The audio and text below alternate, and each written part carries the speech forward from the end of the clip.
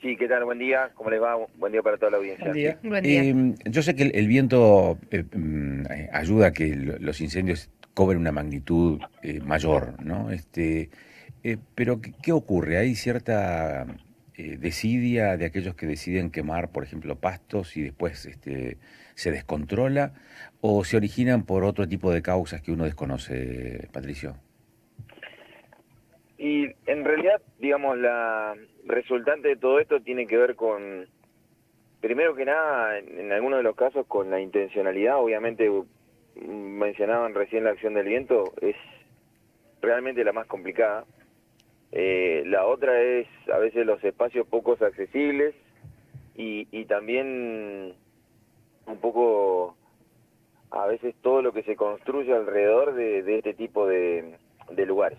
Esos son a veces los factores limitantes que nos generan problemas. Ujú. Pero En bueno, China Muerta, ¿cómo fue la acción ayer, Patricio? y en China Muerta, así el fuego aparentemente comenzó por un pequeño foco dentro de una propiedad, digamos, de lo que es una zona de parcelas, de chacras, y obviamente por la acción del viento prácticamente en forma transversal se cruzó, pasó casi por el costado de las viviendas que estaban en el lugar y después se propagó para el resto de lo que es la zona de chacras allí en ese lugar.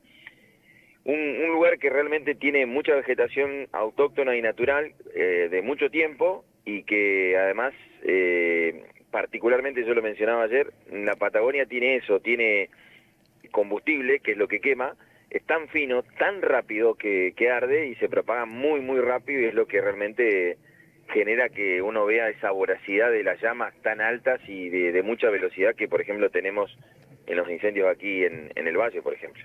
Ujú. Eso te quería consultar, Patricio, más allá de estos hechos que fueron bastantes importantes ayer, aclarar esta cuestión, ¿no? Tenemos una vegetación que, además de los vientos que caracterizan a nuestra zona, además esto que marcabas vos, ¿no? Es un combustible constante para cualquier foco de incendio.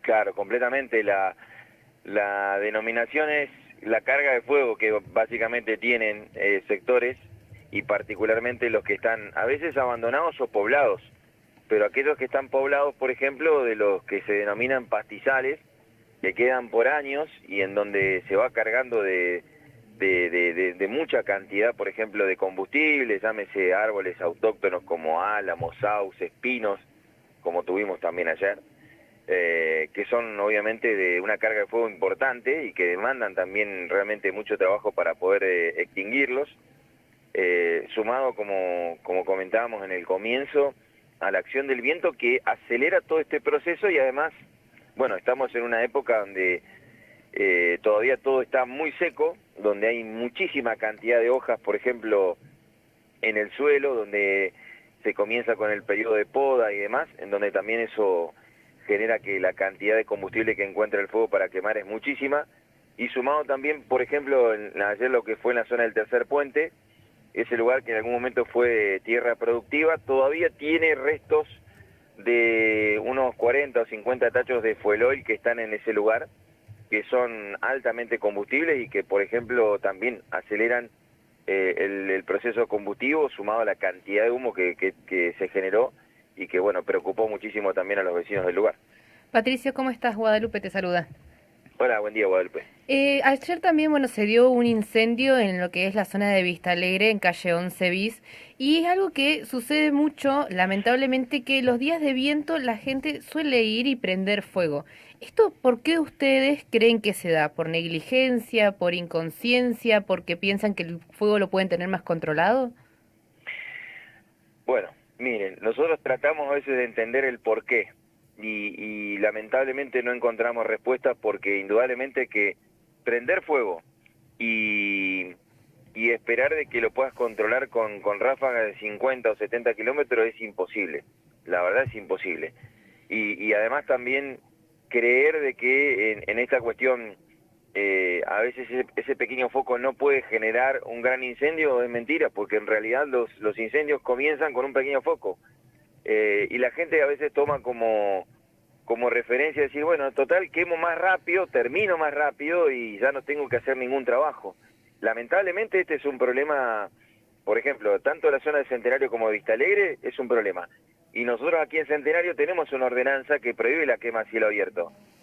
Pero el problema es controlarlo. Imagínense que a veces tenemos activo 10 o 12 focos, cuando los vamos a buscar o nosotros vamos a pagarlo, nos encontramos con que el propietario te dice no ingreses a mi propiedad porque es mía y yo tengo todo el derecho de hacer lo que yo quiera, y en ese sentido tiene razón, pero no hacer lo que quiera, porque si lo que él hace genera un daño a las personas, obviamente ahí estamos en problema y en donde tenemos que intervenir tanto policía, bomberos o cualquier sistema de emergencias que en este caso se haga falta, ¿no?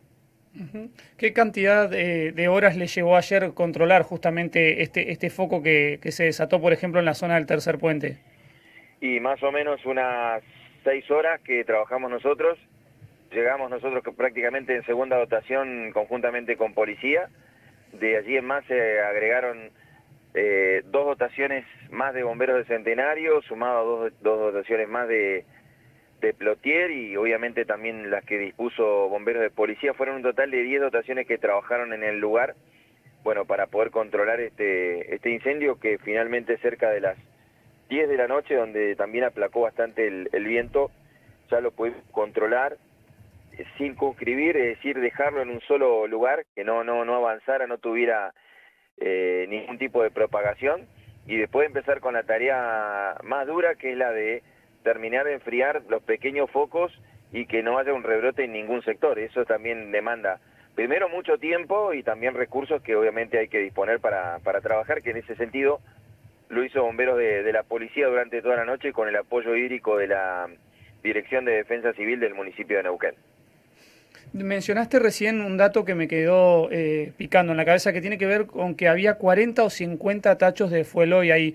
¿Se sabe cómo llegaron ahí? ¿Por qué no se retiran hasta el momento? ¿Qué nos puedes comentar, Patricio, de esto? No, este es un tema de vieja data, y si nos ponemos a hurgar, digamos, en la historia de todo lo que ha sido la conservación del monte frutal en el Alto Valle, se van a encontrar que, Sí.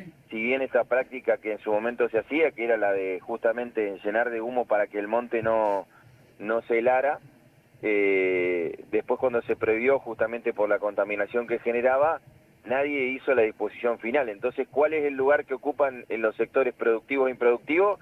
En el final de la chacra o en algún lugar de acopio, pero nunca en disposición final. Este es un tema que, por ejemplo, nosotros lo hemos planteado aquí en Centenario y en Vista Alegre, porque es contaminación. Imagínense que el fuel oil no se degrada, queda en los tachos, y bueno, cuando se produce un incendio es un acelerante más que importante para lo que tiene que ver con un incendio. Además, no se apaga tan fácilmente, hay que usar un producto que se llama AFFF, que es básicamente como para el incendio del petróleo, exactamente igual, porque básicamente el fuel oil también es muy parecido a lo que es el petróleo. Pero bueno, lamentablemente es un tema que está sin resolverse, no solamente aquí, sino que yo creo que en muchos lugares del Alto Valle, en donde el fuel oil está copiado, tirado, en los tachos de 200 litros cortados por la mitad, o acopiado en algún fondo de la chacra, y en donde, si bien no genera ningún peligro en el momento que no haya fuego, pero obviamente cuando lo hay, realmente es un problema. Entiendo. El riesgo para las viviendas y para digamos, para familias con todo esto que se desató en la jornada de ayer, Patricio. Mira, Agustín, gracias a Dios, en la zona de Plotier, las familias realmente estaban muy desesperadas, pero bueno, le pudimos dar tranquilidad a todos los cuerpos de bomberos que trabajamos, porque realmente laburamos muchísimos, para darle la tranquilidad, sobre todo porque estaban muy desesperados claramente por cómo veían que el fuego avanzaba, y bueno, ese fue el objetivo número 1, que se logró que no tuviera afectación. En cuanto a lo que es la zona del Tercer Puente, allí sí tuvimos personas afectadas por el humo, pues civiles me refiero, 2 mujeres y un menor, que fueron trasladados justamente por la gente del 100, que estaban prácticamente en el sector más complicado del incendio, y también en este caso un efectivo de la policía que estaba también en el lugar, y nosotros particularmente dentro de la dotación que trabajó en el lugar también tuvo la afectación de un compañero, pero bueno, simplemente fue por intoxicación por monóxido de carbono, también la aspiración claramente de tanto humo, y esto que genera también deshidratación, pero bueno, todos están fuera de peligro, ya recuperados y en sus casas, y por suerte ninguno tuvo ni quemaduras ni lesiones que lamentablemente en estos casos se pueden suceder teniendo en cuenta de la voracidad, de la violencia del fuego que realmente tuvo y muchísima en el día de ayer. Patricio, en esta época, en realidad en unos meses más, empieza lo que es el tema de los incendios forestales también. ¿Qué recomendación, además de que no prendan fuego, qué otra recomendación se le puede dar también a las personas si esto ocurre? ¿Cómo actuar? ¿A quién llamar? Bueno, lo más importante es la información temprana. Apenas uno divisa, observa algún tipo de foco de incendio o humo, avisar a la autoridad que corresponda, no solamente a bomberos, a policía, que también en este caso aquí el Centenario particularmente colabora y muchísimo con nosotros, y obviamente cuando hablamos de zonas de cordillera y demás, hay diferentes brigadas de incendios que trabajan obviamente sobre esto, más allá de la observación que hacen sobre todo lo que es la zona de bosques, pero aquí en la zona nuestra es muy importante que la gente nos avise, que llame, que no molesta, que obviamente es muy necesario. Hemos logrado nosotros también cierta conciencia en la zona de chacras, de gente que nos avisa, que nos da una especie de alerta temprana, y eso sirve de mucho, al margen de que le recomendamos siempre a los vecinos que no prendan, que no enciendan, que tengan en cuenta lo que pueden generar, al margen de que esta es una práctica de muchos años que en la zona zona rural se hacía, pero bueno, hay otras formas, hay otros métodos como para poder deshacerse, por ejemplo, en la época de los podos, que tan molestos son, y para que esto no genere, en este caso, que se tenga que prender fuego, ¿no? Claro. Patricio, estamos por cerrar, pero antes te quería aprovechar porque te escuché hablar hoy de un accidente de tránsito que se dio en Ruta 7, si no me equivoco, con un vuelco y posterior incendio. ¿Hay novedades de esto? Se hablaba de un policía de civil que podría haber tenido alguna posible ingesta de alcohol. ¿Hay alguna novedad? Sí, en esto nosotros a las 5 de la mañana intervenimos por un accidente de tránsito, un autovuelco denominado de esa manera, con un incendio generalizado en el vehículo, y esto generó también un incendio de pastizal hacia una chacra, en la zona de calle 15 y ruta 7. La persona salió por sus propios medios, de acuerdo también a lo que mencionaban mis compañeros que llegaron al lugar y que también colaboraron para poder, en este caso, atenderlo y ser trasladado por la ambulancia del hospital Dr. Natalio Burt. Bueno, contó claramente que es un efectivo de la policía de Río Negro. A simple vista se notaba algún tipo de ingesta de alcohol. Esto seguramente va a ser determinado en horas más por parte de la policía de la División Tránsito Centenario, pero bueno, no está descartado en cuanto a lo que tiene que ver con la ingesta de alcohol y de cómo fue básicamente el accidente. Venía transitando por Ruta 7, sentido Centenario Vista Alegre Norte, hacia el dique Ballester, pierde el control, colisiona contra unos pinos que se encuentran en la margen izquierda de la banquina. Allí se prende fuego el vehículo, como decía, su único ocupante logra salir por sus propios medios, a pesar que tenía una lesión en una de sus manos, y esto genera un incendio también de pastizal, el cual tuvimos que contener y controlar también a la llegada de la dotación de bomberos del Centenario.